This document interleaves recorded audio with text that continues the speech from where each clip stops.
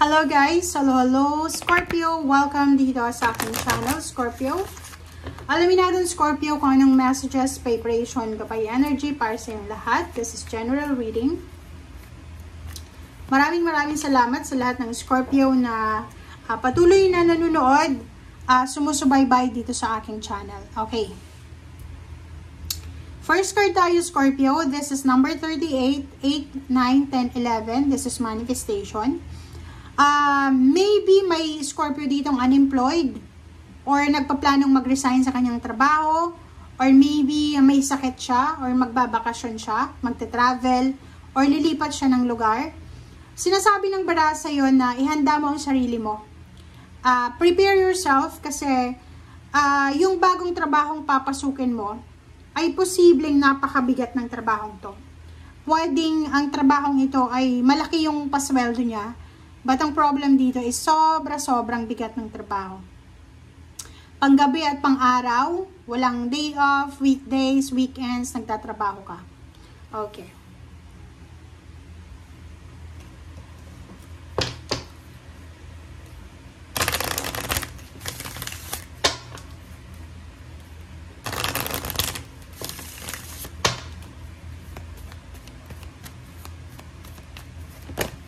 Okay.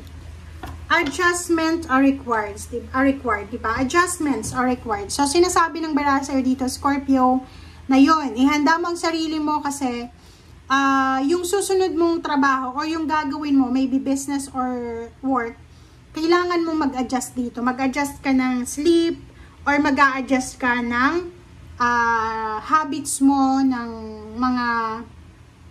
lifestyle mo siguro, or mag-a-adjust ka ng sarili mo dyan. Okay?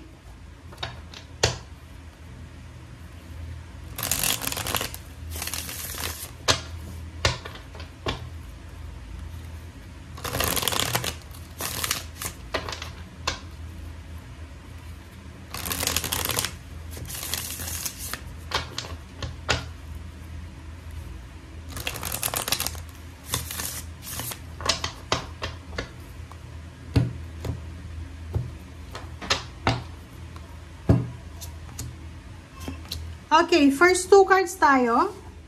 First two cards natin is Queen of Cups and Knight of Swords. So, Scorpio, isang balita, isang napakagandang balita ang darating sa'yo. And this good news ay posibleng magdadala to sa'yo ng peace and harmony. This good news din ay magdadala to sa'yo ng kaginhawahan. Kumbaga, kung ano man ang balita na matatanggap mo, pwede itong magdala sa'yo ng yung parang relief, pag-asa, parang ganun. Makakaramdam ka ng parang ay sa wakas, natapos din. Ay sa wakas, nangyari din yung gusto kong mangyari. Parang ganun. Okay.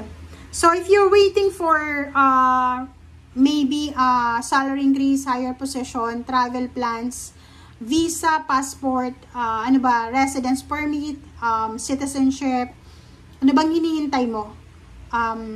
Higher salary ba? Relocation? Or maybe new job, new career, offer? Dito sinasabi ng bara sa'yo na maging patient ka. Be strong, be courageous, and be brave na maghintay ka. Kasi ang kailangan mo sa ngayon dito is patience. Okay? Be patient kasi kailangan mong maghintay. Kailangan ng kumbaga, waiting time dito. Okay? Eight of Cups, travel, relocation. So, yun, kasasabi ko lang, diba? Kinakailangan mong maghintay. So, sa kasalukuyan, ngayon, habang nanonood ka, nakikita ko na mayroong uncertainty dito eh. Hindi ka sigurado eh. Maybe may nag-offer sa'yo ng trabaho few months ago or few weeks ago. But this week, hindi mo alam kung tatanggapin mo siya. Kasi hindi ka sigurado eh. Yung Eight of Cups dito ay nagsasabi na wala kang panahon sa mga drama, toxicity, or anything na emotional. Kasi nakafocus ka sa pera, sa trabaho, nakafocus ka sa financial.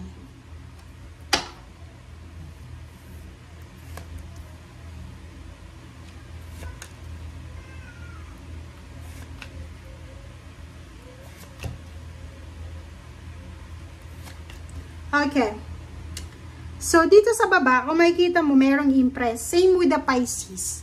Sinasabi sa inyo dito na maraming pagkakataon, maraming opportunities and possibilities na makapagsimula ka. So, like for example, may mga, kumbaga, ibinubulong sa yung intuition, ang ating Panginoon, na kailangan mong simulan, kailangan mong gawin. Dito sinasabi ng baraha, na kailangan mong sundin yan. Makinig ka sa sinasabi ng iyong intuition. Kasi meron ditong meron ditong posibilidad or oportunidad na pwede kang kumita ng malaking halagang pera. May pagkakataon ditong makahawak ka ng limpak-limpak na salapi. Yung Seven of Cups dito, sinasabi ng baraha sa'yo na if you are waiting for a confirmation, kailangan mong maghintay talaga. So, yung energy ng baraha mo sa ngayon is waiting game. Dapat magaling tayong maghintay. And Queen of Swords and Magician, sinasabi ng baraha na yung purpose mo, yung kumbaga, anong tawag dyan? Yung intention mo ay mabuti. Mabuti yung intention mo. Lahat ng naiisip mo maganda. Lahat ng naiisip mong gawin, simulan ay maganda.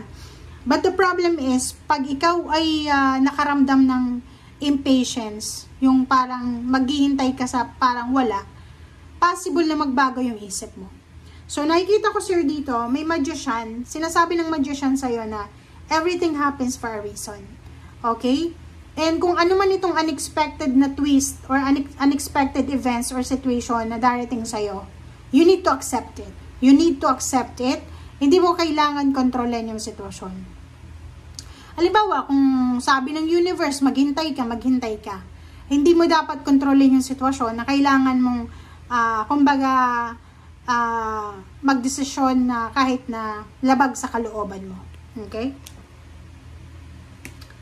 Okay, sa ilalim mo dito is the Lovers and then Two of Pentacles. So, nakikita ko, meron kang, kumbaga, with your relationship, intimate, asawa, boyfriend, girlfriend, magulang, kapatid, ihanda mo ang sarili mo kasi magkakaroon kayong dalawa ng problema sa pagmamanage ng pera.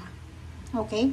Lalong-lalo na kung unemployed ka sa ngayon. Okay? Kung unemployed ka sa ngayon, tapos yung asawa mo, yung boyfriend mo, or member ng family mo na inaasahan yung ng pera, like breadwinner, isang unexpected na twist na pwedeng mangyari, mawalan sila ng trabaho. So, pwedeng makaranas ka ng financial problem. So, mag-iingat ka. Okay? Mag-iingat ka. Okay, thank you guys for watching. Bye!